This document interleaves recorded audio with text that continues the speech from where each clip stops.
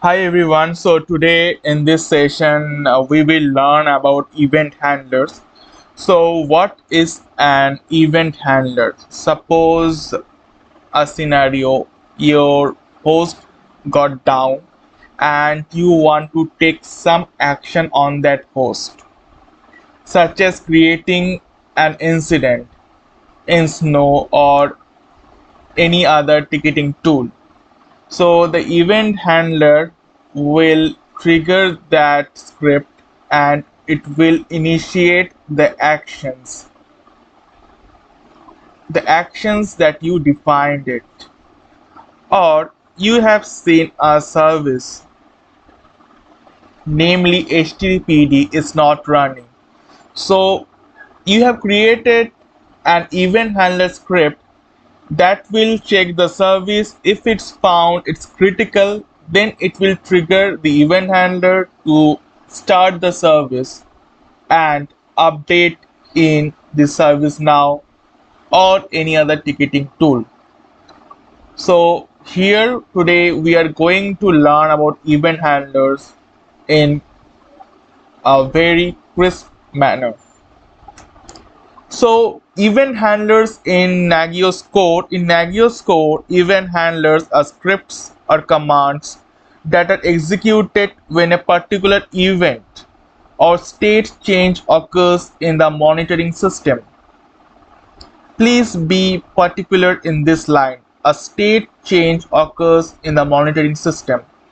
Event handlers allow you to automate actions in response to various events, such as service or host state changes, and perform tasks like restarting services, sending notification, or running custom scripts. In the right hand side, we can see a schematic diagram how it checks. There is a check logic. It checks that it's unreachable, service state is critical, or host is down, and getting that particular information, it will trigger the event handler. So how event handlers work? Event trigger: when a monitored service or host state changes, example goes down or recovers, Nagios code detects the state change and checks if an event handler is defined for that particular event. Event handler execution: if an event handler is configured for the event, Nagios code executes the specified command or script. This command can be an external script or a system command that performs specific action. Event handler arguments.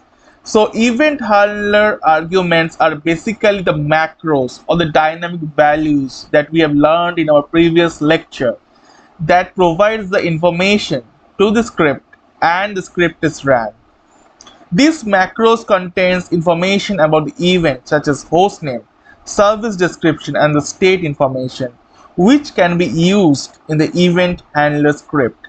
Custom actions. Inside the event handler script, you can or we can define custom actions based on the event that triggered it. For example, we might restart the service, execute a remote command, send an email notification, or perform any other desired action. So for that, we need to add two directives in the host section of definition. The event handler name, that is create incident, and event handler enable, that is one. In the command.cfg, we need to define the create incident directive. What is the command line? So $user1, that is the location of leave exact directory where we have written a script called create incident dot sh, the macros host name and host state. So we will be defining a simple script that whenever it detects a host down, it will create an incident in ServiceNow. That will follow in our later lectures. So that's all in this video. Thanks for watching. Please like, subscribe and comment. Thank you.